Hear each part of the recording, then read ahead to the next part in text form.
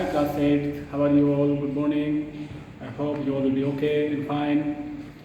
So what I had taught you yesterday I had taught you I think adjectives. Okay, adjective है ना?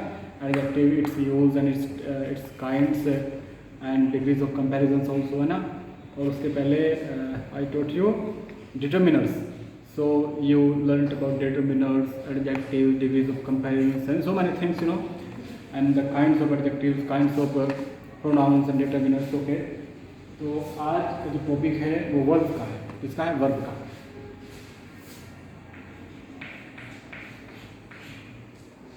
Verb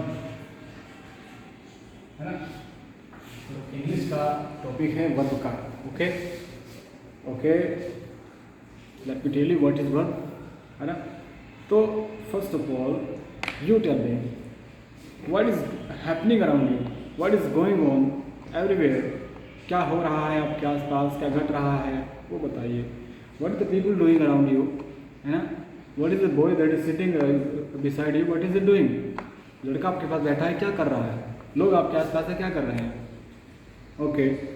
may be they are doing different deeds. हो सकता है अलग अलग काम कर रहे हो, but they are doing something. लेकिन वे कुछ ना कुछ जरूर कर रहे हैं, है ना. तो वे जो भी कर रहे हैं, वो जो भी करते हैं, every action that they are taking, प्रत्येक एक्शन जो भी वे ले रहे हैं, दैट इज वर्ब. वही वर्ब है, वही क्रिया है. मतलब जो भी हो रहा है, जो भी कोई व्यक्ति कर रहा है, the thing that someone is doing, जो भी चीज़ कोई व्यक्ति कर रहा है वो एक वर्ब हुई. कितनी अच्छी, कितनी आसान डेफिनेशन है. अब एक आदमी आप कहेंगे सर बैठा है, कुछ भी नहीं कर, he is doing nothing, he just sitting. Sir he is doing nothing, he just sitting. Sitting is also a verb. बैठना भी क्रिया है. ही इज सिटिंग, है ना. He is going, he is coming, he is writing something, he is reading, है ना. He is teaching and doing so many things, है ना. तो वो जो भी कर रहा है वो सारी क्या होती है, वर्ब्स होती है. हिंदी में बात करें जैसे खाना पीना, रोना, जागना, सोना, उठना, भागना, तो जिसकी बात में ना आता है वो वर्ब्स होते हैं. बहुत आसान है. जो भी एक्शन हम टेकिंग कर रहे हैं, ले रहे हैं, वो वर्ब्स होते हैं. तो वर्ब के काइंड्स की बात करता हूँ. जानेंगे वर्ब किसे कहते हैं. आपके जो कोर्स है, आपकी बुक के अकॉर्डिंग इन्होंने 4 तरह के वर्ब बताए हैं. ट्रांजिटिव,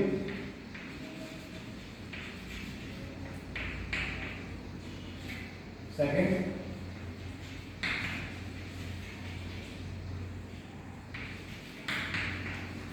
इंट्रांजिटिव और ऑक्सिलरी.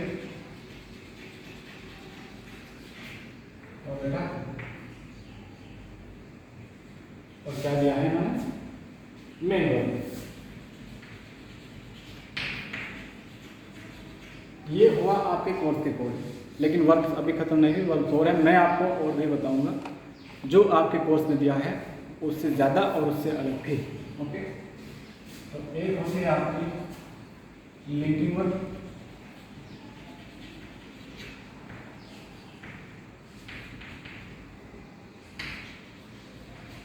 और एक होती है आपकी मॉडल वर्ब.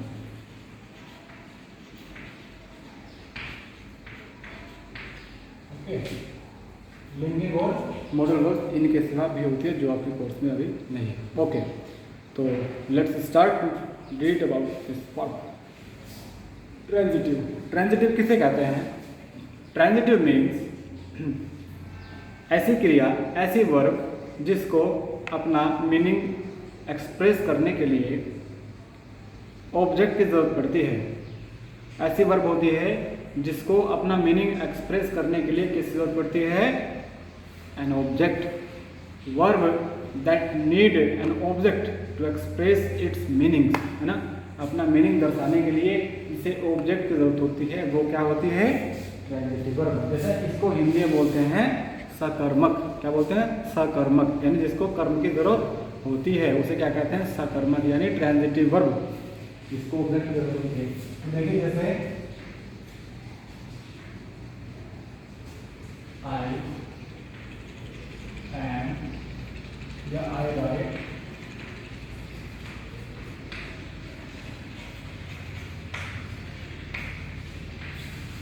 राइट, इसने कहा राइट, आई राइट, मैं लिखता हूँ या मैं लिखती हूँ। बट आप पूछेंगे व्हाट डू यू राइट, है ना, क्या लिखते हैं। इतना कहना काफ़ी नहीं कि मैं लिखता हूँ, भाई क्या लिखते हैं वो बताइए। तो इसको अपना अर्थ स्पष्ट करने के लिए, अपना मीनिंग एक्सप्रेस करने के लिए लेटर की ज़रूरत होती है ना, है ना। आई राइट ए लेटर। तो जिन वर्ड्स को अपना अर्थ स्पष्ट करने के लिए ज़रूरत पड़ती है जिसकी ऑब्जेक्ट की, उसे क्या कहते हैं, उसे कहते हैं ट्रांजिटिव। एक एग्जांपल और देता हूँ, जिस बच्चे ने ना समझाओ। देखिए, ही मेड, उसने बनाया, ही मेड उसने बनाया। अब कोई आपसे पूछे या कोई कहे आई मेड, मैंने बनाया, फिर आप क्या पूछेंगे, what did you made, what did you make, आपने क्या बनाया, आपने बनाया क्या वो बताइए, है ना। तो अपना पूरा जो है मीनिंग एक्सप्रेस करने के लिए यहाँ हमें कुछ ना कुछ लिखना पड़ेगा जो इसने बनाया, है ना।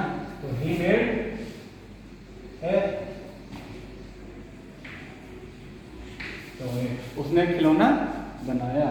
तो ही क्या है, सब्जेक्ट है, मेड जो है वर्ब है, और इस वर्ब को अपना मीनिंग एक्सप्रेस करने के लिए किसकी जरूरत है, ए टॉय यानी ऑब्जेक्ट की जरूरत है ना।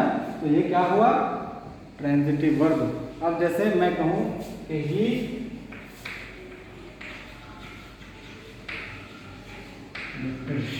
उसने उठाया, फिर आप पूछेंगे उसने क्या उठाया, यानी इतना कहना ही काफी नहीं है। ये सब्जेक्ट हुआ, ये वर्ब हुई, लेकिन इतना ही कहना काफी नहीं है, इसको ऑब्जेक्ट की भी जरूरत पड़ेगी। तो ही लिफ्टेड है बॉक्स, उसने बॉक्स उठाया, है ना। तो ही लिफ्ट, तो लिफ्ट कौन सी वर्ब है, ट्रांजिटिव, यानी इसको अपना मीनिंग एक्सप्रेस करने के लिए, अपना अर्थ स्पष्ट करने के लिए किसकी जरूरत होती है, बोलिए, जी हाँ, ऑब्जेक्ट की। तो जिस वर्ब को अपना मीनिंग पूरी तरह से फुल्ली एक्सप्रेस करने के लिए जरूरत होती है, the verb that need an object to express its meaning, it is called transitive verb. Okay, अब बात करते हैं इंट्रांजिटिव की। अभी हमने देखा, इससे गौर से देखना, ही मेड ए टॉय, उसने बनाया क्या, एक खिलौना जरूरत पड़ी। ही लिफ्टेड, उसने उठाया क्या, एक बॉक्स, एक जरूरत पड़ी। लेकिन कुछ वर्ड्स ऐसी होती हैं जिन्हें अपना मीनिंग एक्सप्रेस करने के लिए किसी ऑब्जेक्ट की ज़रूरत ही नहीं होती, वो अपने आप में ही जो है कंप्लीट होती हैं, उन्हें ज़रूरत ही नहीं है कि किसी मीनिंग को एक्सप्रेस करने की, किसी वर्ड की ज़रूरत नहीं है अपना मीनिंग एक्सप्रेस करने के लिए, किसी ऑब्जेक्ट की ज़रूरत नहीं होती है। जैसे मीरा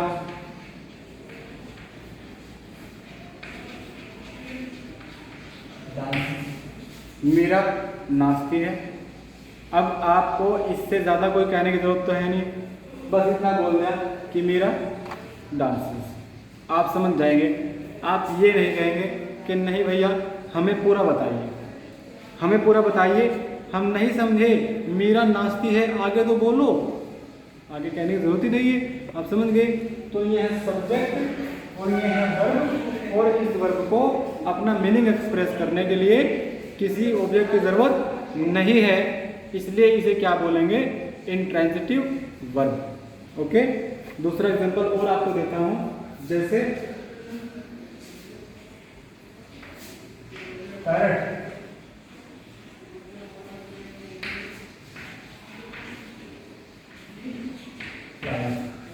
तोता उड़ता है। अब आप कहें पैरट सब्जेक्ट हुआ, फ्लाइज वर्ब भी उड़ता है, तोता उड़ता है। अब क्या आप कहेंगे कि नहीं आगे तो बोलिए, तोता उड़ता है, यह कहना काफ़ी नहीं है, नहीं ऐसा आप नहीं बोलेंगे, क्योंकि तोता उड़ता है इतने से ही आप समझ चुके हैं।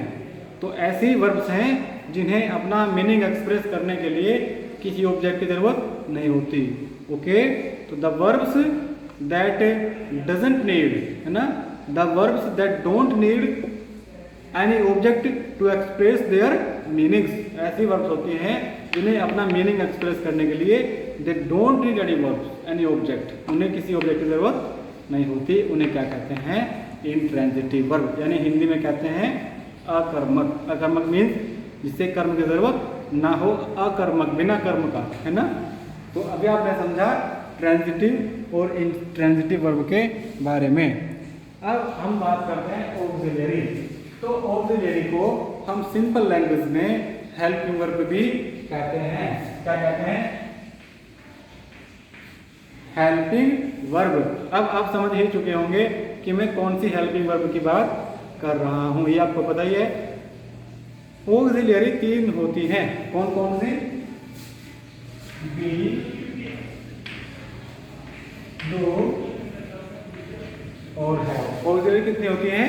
3 टाइप्स की होती है बेटा, be, do and have. So we were talking about be, do and have. तो आप कहेंगे सर हेल्पिंग वर्ब तो बहुत सारी होती हैं। Sir there are a lot of helping verbs but you are just talking about just 3. You said be, do, have. Sir, it's not enough to say about be, do, have. But then I will tell you beta that there are just 3 auxiliary be, do, have, and other that you know as helping verbs. They are just the part of the 3 verbs. Way in 3 verbs के ही parts होते हैं। जैसे be का part होता है was, is and are, was और were. ये B के पार्ट होते हैं। बी के पार्ट होते हैं। और डू के होते हैं डिड और डन। और हैव का होता है हैज और हैज प्रेजेंट फॉर्म होती है और हैड इसकी पास्ट फॉर्म होती है। उसी तरह से डू का डज जब प्रेजेंट फॉर्म होता है और डिड पास्ट फॉर्म, और बी का is am are present form और वाज वर इसकी पास्ट फॉर्म होती हैं। ओके, अब इनके एक एक एग्जांपल्स लेंगे आपके सामने, फिर आप सीखेंगे। ओके, तो एक एक एग्जांपल लेते हैं। Be, do, have. ठीक है, पहले बी का लेते हैं जैसे हमारा, तो बी इज डूइंग वर्क। तो इस क्या हुई? ऑक्सिलरी कौन सी? बी की। बी का पद है सिंगुलर, है ना। अब लगेगा एम आई के साथ लगता है I am.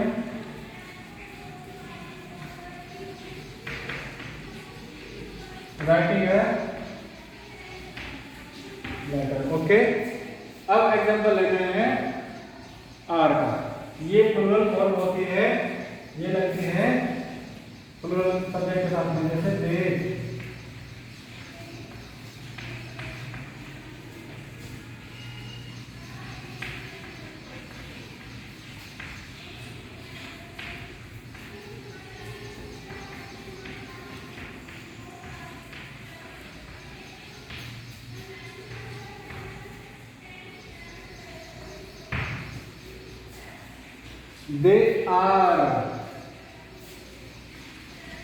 They are decorating their rooms. वे अपने कमरों को डेकोरेट कर रहे हैं।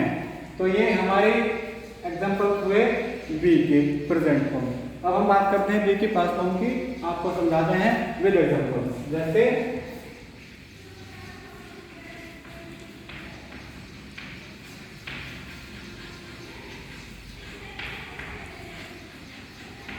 Sonia was calling you। तो ये क्या हुई? कौन सी ऑक्सिलरी हुई? बी का पास्ट फॉर्म सिंगुलर। ओके, अब बात करते हैं we were cutting the trees. हम पेड़ों को काट रहे थे। तो ये बेटा क्या हुआ? ये हुआ बी का पास्ट फॉर्म का प्लूरल। ओके, तो ये हुए आपके एग्जांपल्स बी के। अब बात करते हैं डू। डू भी आपके ऑक्सिलरी होते हैं। अब आपको डू के एग्जांपल से हम समझाएंगे।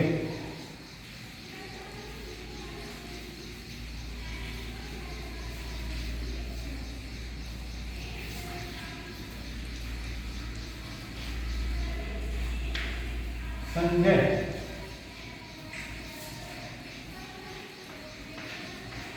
do not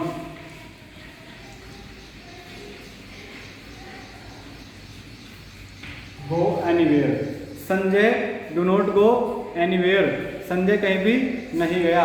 तो ये कौन सा ऑक्सिलरी है? डू। ये हो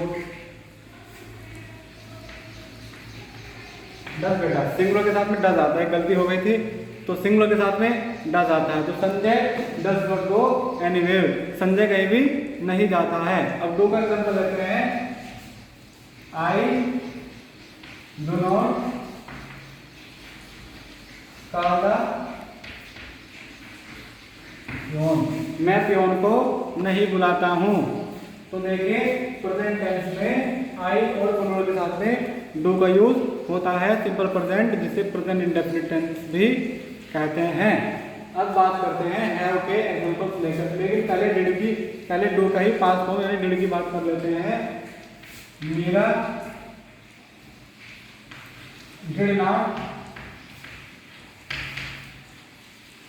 सिंग टुडे, है ना। तो ये डू की पास्ट फॉर्म होती है जी। अब बात कर रहे थे ऑक्सिलरी, तो एक डू की पास्ट फॉर्म होती है, डिड ये होती है पास्ट इंडेफिनिट में यूज की जाती है निगेटिव और इंट्रोगेटिव सेंटेंस के साथ में। ये हो गया आपका ऑक्सिलरी, जिसमें से आपका बचा है। अब हैव के एग्जांपल्स लेते हैं। हैड और हैड, इसका प्रेजेंट फॉर्म होता है हैज, यानी सिंगुलर के साथ में यूज होता है, और हैड यूज होता है पास्ट टेंस में, यानी हैड यानी परफेक्ट टेंस में। तो पहले हैड का एग्जांपल लेंगे, जैसे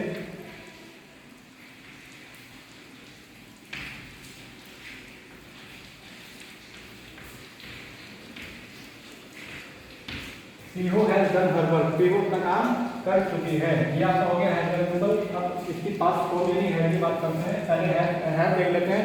हैव यूज होता है प्लूरल के साथ में प्रेजेंट परफेक्ट में ही, जैसे पीहू है ये सिंगुलर है, यहाँ पे हैव यूज किया।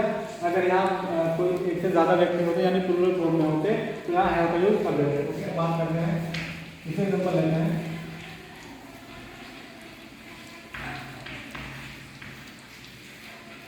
Mohan and Rohan, they are two person, है ना, ये दो व्यक्ति हैं, यानी अब ये सिंगुलर नहीं है। अब क्या यूज करेंगे? Have.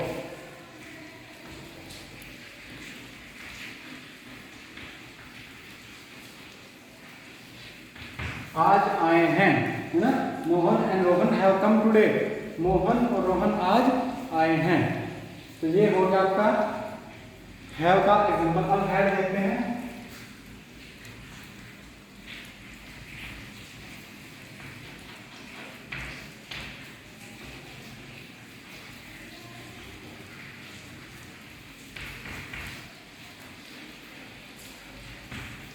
Shivani had eaten the food, Shivani खाना खा चुकी थी। तो ये हो गया आपका हैड एग्जांपल। तो ये बेटा आपकी ऑक्सिलरी हुई। अब कौन कौन सी वर्ब होगी आपकी? ट्रांजिटिव, इंट्रांजिटिव और ऑक्सिलरी। तो अब उसके बाद बात करेंगे हम मेन वर्ब की।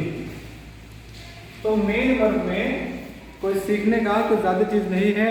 मेन वर्ब तो मैंने आपको जैसे स्टार्टिंग में बताया था कि everything that is happening around you it is a verb. जो भी चीज़ आपके आसपास घट रही होती है, कोई व्यक्ति जो भी एक्शन ले रहा है, जो भी कार्य कर रहा है, it is called a verb. यह वर्ब कही जाती है।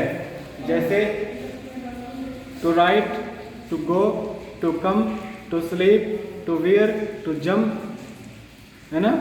ये सारी जो वर्ब्स होती हैं ये क्या होते हैं? वर्ब्स, मेन वर्ब्स होती हैं, है ना। तो मेन वर्ब एग्जांपल पता है, जैसे आपकी फैसिलिटी के लिए लिख देता हूँ जिससे आपको याद रहे। डू, ये ऑक्सिलरी नहीं है, यहाँ पे ऑक्सिलरी काम करती है। यहाँ डू यानी करना, जैसे आई एम डूइंग समथिंग, तो आई एम डूइंग, डूइंग क्या होगा? Main verb. ओके, तो और कम, गो, जंप, इस तरह की होती है सारी हेल्पिंग, ये आपकी मेन वर्ब हो गई। ठीक है, अब बात करते हैं जो आपके कोर्सेज में नहीं है, लिंकिंग और मॉडल वर्ब्स की। ओके, तो लिंकिंग वर्ब देखिए। लिंकिंग वर्ब को समझने के लिए आपको पहले ऑक्सिलरी को समझना होगा, और ऑक्सिलरी को आप समझ चुके हैं। ओके बेटा, फिर भी एक एक एग्जांपल मैं दोनों के देता हूँ, नहीं तो आपको कन्फ्यूज़न हो सकता है। जैसे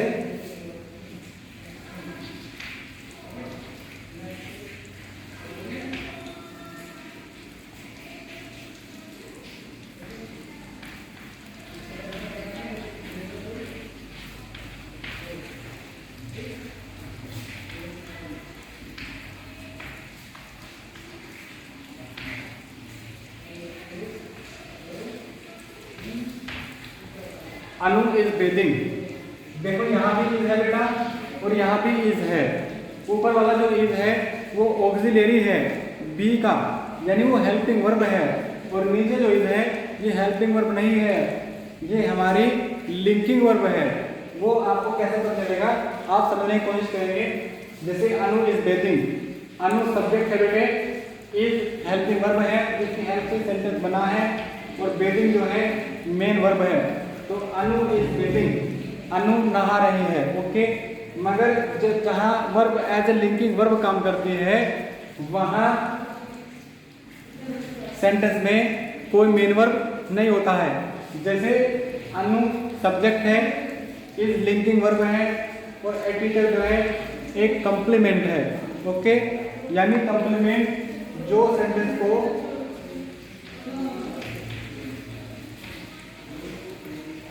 कंप्लीट करता है उसे कहते हैं कंप्लीमेंट। जो वाक्य को पूरा करता है हिंदी में इसको पूरक कहते हैं। तो Anu is a teacher, Anu subject है और टीचर को अनु के साथ जोड़ा है इसने, यानी लिंक कर दिया है। तो अनु को टीचर के साथ लिंक किसने किया? इसने। तो जो वर्ब्स सेंटेंस को उसके कंप्लीमेंट के साथ लिंक करती है उसे क्या कहते हैं? Linking verb. यानी कंप्लीमेंट को सब्जेक्ट के साथ लिंक करने का काम करती है, यानी जोड़ने का काम करती है लिंकिंग वर्ब, या सब्जेक्ट को कंप्लीमेंट के साथ जोड़ती है लिंकिंग वर्ब। वे होती है आपकी लिंकिंग वर्ब्स। अब ये हो गए आपके लिंकिंग। एक और एग्जांपल देता हूँ, जैसे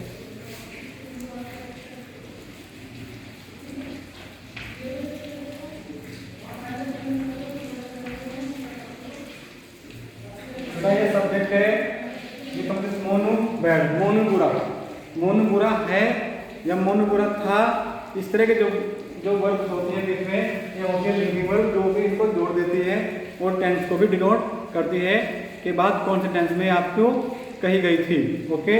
तो मोनू वॉज बैड, तो मोनू बैड को लिंक किया है किसने? लिंकिंग वर्ब ने, जिसका नाम है वॉज। तो ये लिंकिंग वर्ब कौन कौन सी हो सकती है? जी हाँ,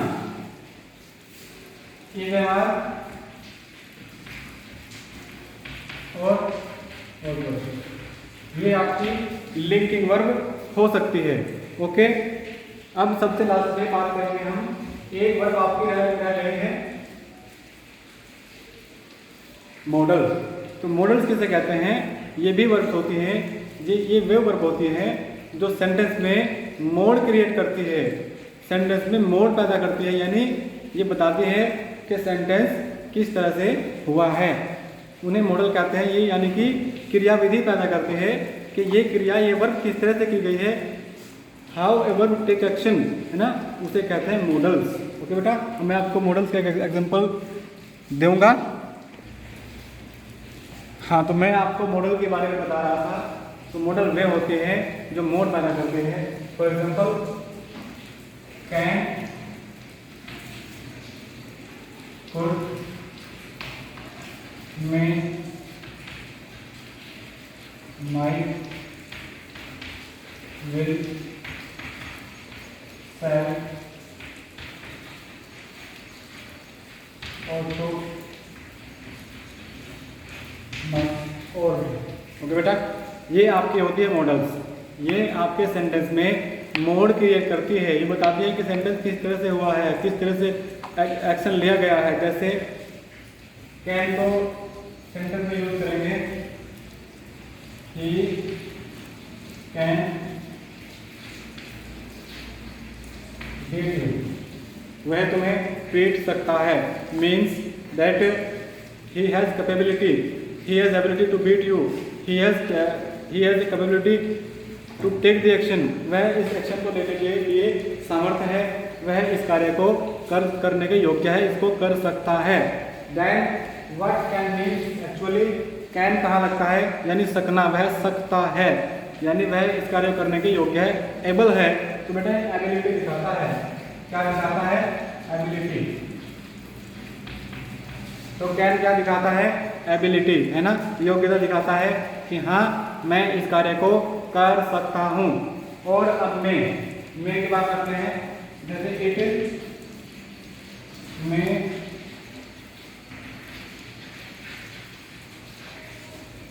रेन टुडे, आज बारिश हो सकती है, ये भी सकना दिखाता है। दोनों में हिंदी में तो जैसे लग सकते हैं आपको सेंटेंस, मैं तुम्हें या वह तुम्हें पीट सकता है और आज बारिश हो सकती है, but there is a difference between both of them. जैसे कैन एक्सप्रेस करता है एबिलिटी को, उसी तरह मैं एक्सप्रेस करता है बेटा पॉसिबिलिटी को।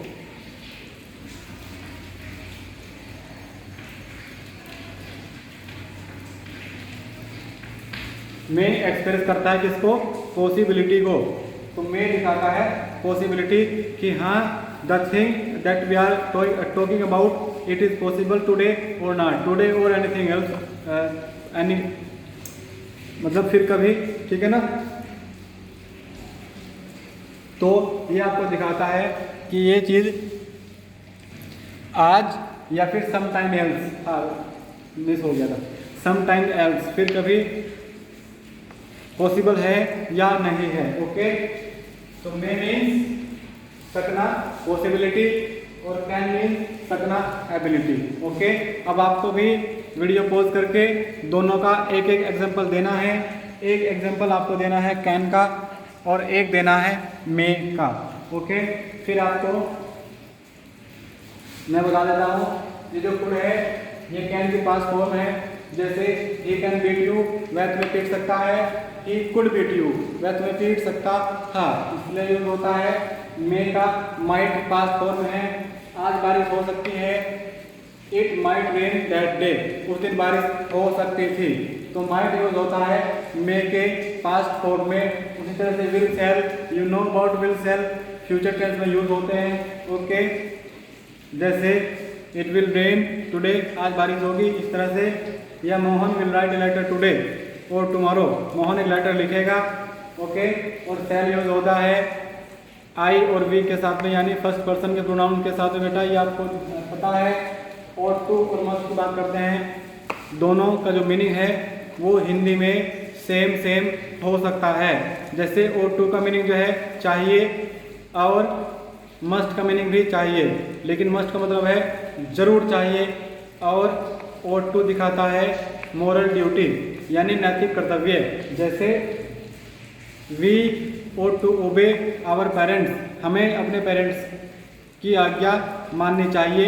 It is our moral duty, ये हमारा नैतिक कर्तव्य है, इसीलिए यहाँ पे और टू लगेगा। शुड वगैरह या मस्ट वगैरह यूज़ लोग कर देते हैं, मगर जो एग्जैक्ट मीनिंग है वो बेटा और टू के साथ ही आएगा, क्योंकि मोरल ड्यूटीज नैतिक कर्तव्यों के लिए और टू आता है। और सेकंड बात करते हैं मस्ट की। जैसे यू मस्ट ट्राई इट, आपको इस कार्य को करने की ट्राई करनी चाहिए। नहीं, इसका मीनिंग है आपको इस कार्य की ट्राई करना अवश्य चाहिए, है ना, आपको अवश्य ही इस कार्य के लिए ट्राई करना चाहिए।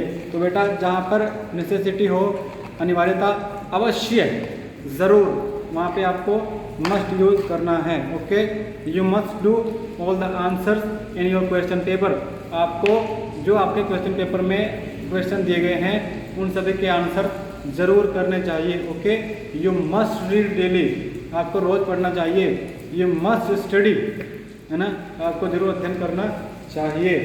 तो अब आप समझे, आई होप कि आप मॉडल्स, साथ ही साथ linking verb, main verb, auxiliary, transitive, intransitive, ये सारी वर्ब्स आप बखूबी समझ चुके होंगे। और इसकी एक्सरसाइज की बात करें तो इसमें जो फर्स्ट आपका क्वेश्चन है उसमें क्या है, आपको मैंने सबसे पहले बताया था ट्रांजिटिव और इंट्रांजिटिव वर्ब के बारे में।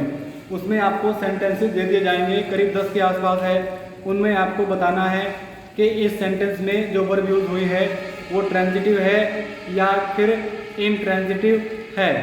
ओके, जैसे मैंने आपको बताया था कि जिन वर्ब्स को अपना मीनिंग एक्सप्रेस करने के लिए ऑब्जेक्ट की ज़रूरत होती है, they are transitive verbs, and the verbs that do not want any object to express their exact meanings, they are intransitive verbs।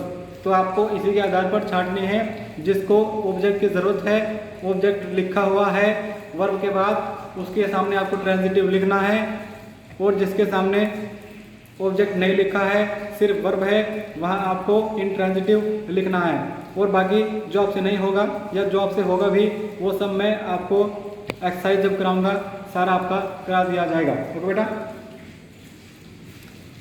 तो अभी आप अपनी प्रॉपर तैयारी करेंगे और होमवर्क ज़रूर अपना पूरा रखेंगे।